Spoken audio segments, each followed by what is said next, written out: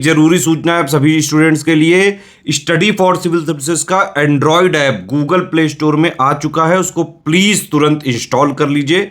और अगर आप स्टडी फॉर सिविल सर्विसेज के सिर्फ ऐप से कोई भी कोर्स, कोई भी पीडीएफ परचेस करते हैं तो उसमें अप्लाई कूपन, अगर आप ज्ञान सर जो है आप उसमें अप्लाई करते हैं, ये कूपन कोड है, तो उसमें 20% फीस तुरंत माफ हो जाएगी। मतलब 20% डिस्काउंट तुरंत उसमें लग जाएगा। ज्ञान सर लिखना है, नॉर्मली ज्ञान सर, स्मॉल लेटर में है सब कुछ, कोई स्पेस नहीं, कोई कॉलम नहीं, सिर्फ ज्ञान सर, GYANSIR। इस तरह से अगर कूपन कोड लगाते हैं आप ऐप में बाई करने से पहले, जो अप्लाई कूपन वाले में आता है, तो 20% का डिस्काउंट तुरंत मिलेगा। वीडियो देखिए। नमस्कार साथियों, स्वागत है आप सभी का स्टडी फॉर सिविल सर्विसेज में। आज का जो हमारा टॉपिक है गुप्त काल में, वो हम पढ़ेंगे गुप्तकालीन कला और संस्कृति। देखिए, गुप्तकालीन कला संस्कृति बहुत ही इंपॉर्टेंट टॉपिक है। आप मान के चलिए, गुप्त काल से अगर कुछ भी पूछा जाता है तो उसमें बहुत ज़्यादा चांस होते हैं कि या तो उसके प्रशासन से सवाल पूछा जाएगा या फिर पूछा जाएगा उसकी कला और संस्कृति से। ठीक है, तो आज हम कला संस्कृति की बात करेंगे। काफ़ी छोटे छोटे हिस्से में ये बटी हुई है और सबको हम चर्चा करेंगे क्योंकि यहाँ से पेपर में सवाल आता है। आज का जो टॉपिक हम डिस्कस करेंगे वो है साथियों गुप्तकालीन स्थापत्य कला। ठीक है, उससे पहले कुछ बेसिक फैक्ट मैं आपको गुप्तकालीन कला और संस्कृति के बारे में बताता हूं। देखो भाई, गुप्तकालीन कला और संस्कृति के कारण ही गुप्त काल को कहा जाता है भारतीय इतिहास का स्वर्ण युग, यानी गोल्डन एरा है ये। आपसे कभी पूछेगा भारतीय इतिहास का स्वर्ण युग क्या है, तो आप आंसर करोगे गुप्त काल।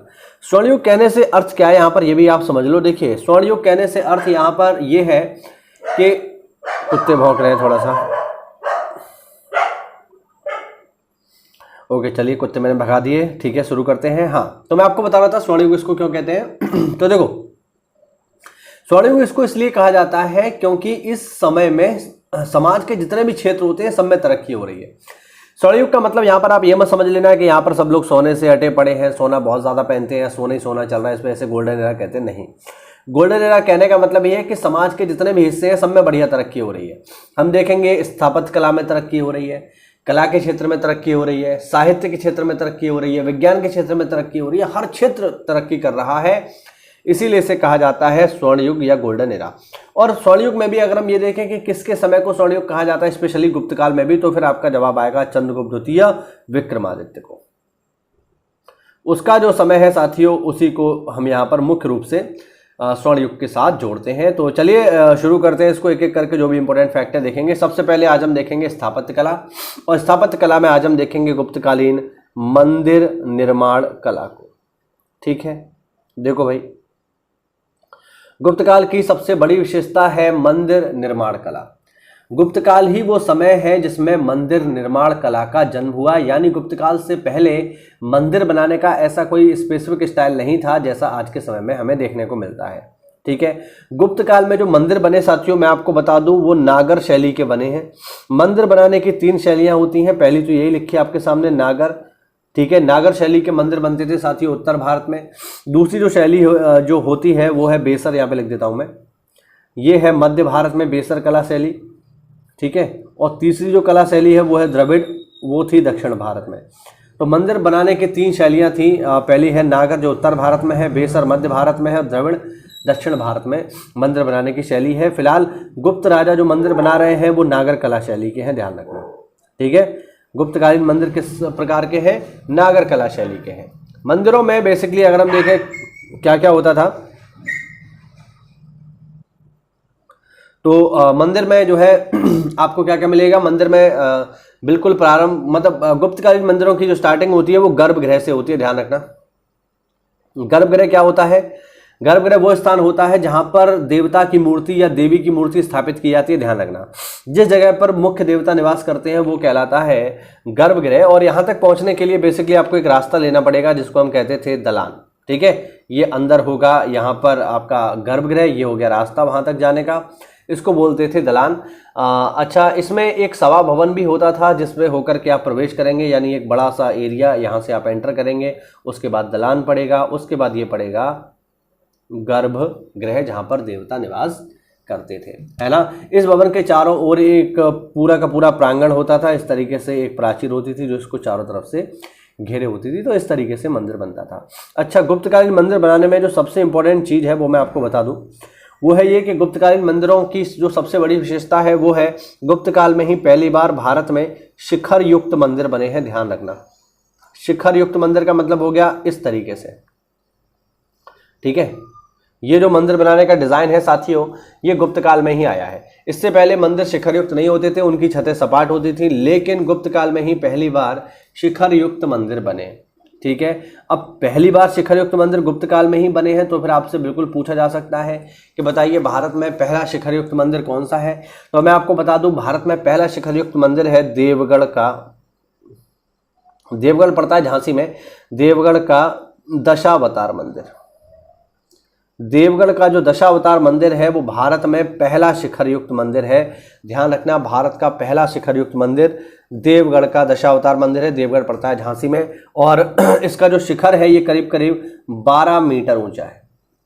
तो 12 मीटर ऊंचाई में ये शिखर जो है बना हुआ है, ठीक है। याद रखना, ये है भारत में बनने वाला पहला शिखर युक्त मंदिर। इसके अलावा गुप्त काल में मंदिर बनाने का एक और विशेष चलन देखने को मिलता है, वो है ये कि गुप्त काल में ही पहली बार ईंटों से निर्मित मंदिर बनाने जाने लगे। ईंटों से निर्मित, है ना, ईंटों से निर्मित मंदिर बनने लगे। यानी गुप्त काल से पहले जो मंदिर बनते थे वो पत्थरों से बनाए जाते थे, बट गुप्त काल में पहली बार ईंटों से निर्मित मंदिर बनने लगे। तो ये भी पूछता है कि भारत में पहला ईंटों से निर्मित मंदिर कौन सा है। तो मैं आपको बता दूं, भारत में पहला ईंटों से निर्मित मंदिर है भीतरगांव मंदिर। भीतरगांव मंदिर जो कि पड़ता है कानपुर में, ये कानपुर में है, और ये पूरी तरह से ईंटों से निर्मित पहला मंदिर है। इसके अलावा एक मंदिर और भी है जो ईंटों का बना हुआ है, ठीक है, वो है सिरपुर का लक्ष्मण मंदिर। तो ध्यान रखना, ये फैक्ट है साथियों, पेपर में खूब पूछा जाता है। सिरपुर का लक्ष्मण मंदिर भी केवल ईंटों से ही निर्मित है। तो ध्यान रखना, गुप्त काल में ही मंदिर बनाने की शुरुआत होती है, और गुप्त काल में ही अगर हम देखें तो गुप्त काल में ही साथियों पहली बार नागर कला शैली के मंदिर बनने लगे, शिखर युक्त मंदिर बनने लगे, ईंटों से निर्मित मंदिर बनने लगे, ठीक है। तो ये महत्वपूर्ण है। और थोड़ा अगर हम देखें यहाँ पे, तो थोड़ा सा हम बात करेंगे आज के इस टॉपिक में, थोड़ा चित्रकला की भी बात कर लेते हैं, गुप्तकालीन चित्रकला के बारे में बात कर लेते हैं, ठीक है। तो चित्रकला के क्षेत्र में भी गुप्त काल में बहुत ही अच्छा काम हुआ। चित्रकला का जो सबसे बेस्ट एग्जाम्पल है वो है साथियों वात्स्यायन का कामसूत्र, ठीक है। कामसूत्र एक बुक का नाम है, और इस बुक में बहुत सारी पेंटिंग्स हैं, ठीक है।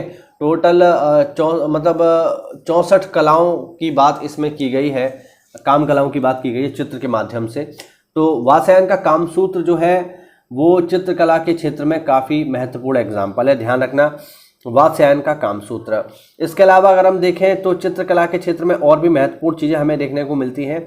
जैसे चित्रकला में एक महत्वपूर्ण नाम आता है साथियों अजंता की गुफाओं का। ध्यान रखना, अजंता की गुफाएं, अजंता एलोरा की गुफाएं कहाँ पर है? ये महाराष्ट्र में है, महाराष्ट्र के औरंगाबाद में पड़ती हैं ये गुफाएं।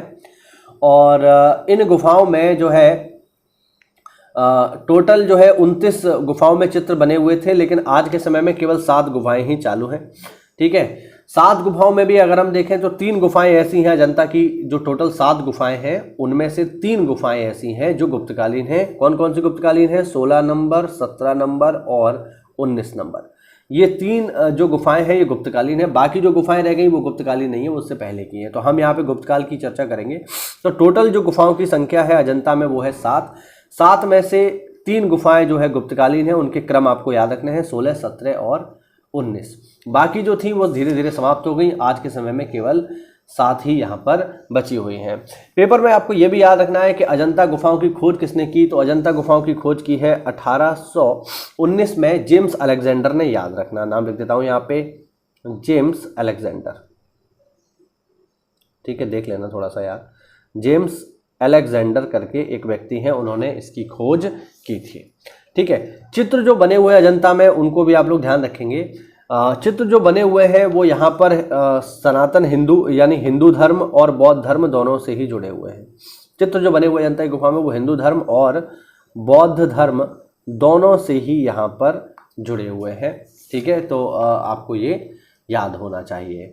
इसके अलावा अगर हम देखें तो अजंता की गुफाओं में जो काफ़ी फेमस है वो है 16वें नंबर की गुफा। 16वें नंबर की गुफा में एक मरती हुई राजकुमारी का यहाँ पर पेंटिंग है जो काफ़ी सुंदर है। इसके अलावा हम देखें तो थोड़ा सा एक और भी है गुफा जिसका नाम है बाघ गुफा। बाघ गुफा की चित्रकला ये कहाँ पर है, ये एमपी में है बाघ गुफा, ठीक है। और इसकी खोज हुई है 1818 में, और किसने की है, डेजरफील्ड ने, ध्यान रखना, ठीक है।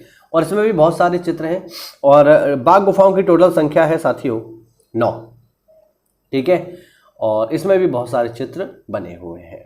तो ये हुआ साथियों आज का हमारा वीडियो, जिसमें हमने गुप्तकालीन कला संस्कृति में बात करी यहाँ पर मंदिर निर्माण की और पेंटिंग की। अगली जो क्लास होगी वो होगी साहित्य के बारे में, ठीक है। इंपॉर्टेंट साहित्य की हम लोग चर्चा करेंगे। चलिए मिलते हैं अगली क्लास में, तब तक के लिए जय हिंद, जय भारत, वंदे मातरम।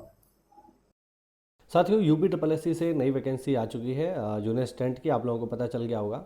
तो अगर आप इसकी देखिए तैयारी करना चाहते हैं तो स्टडी फॉर सिविल सर्विसेज लेके आया है मात्र आपके लिए 799 रुपये में, यानी 800 रुपये में आपको जो है पूरा का पूरा कोर्स दे दिया जाएगा, ठीक है, जूनियर असिस्टेंट का।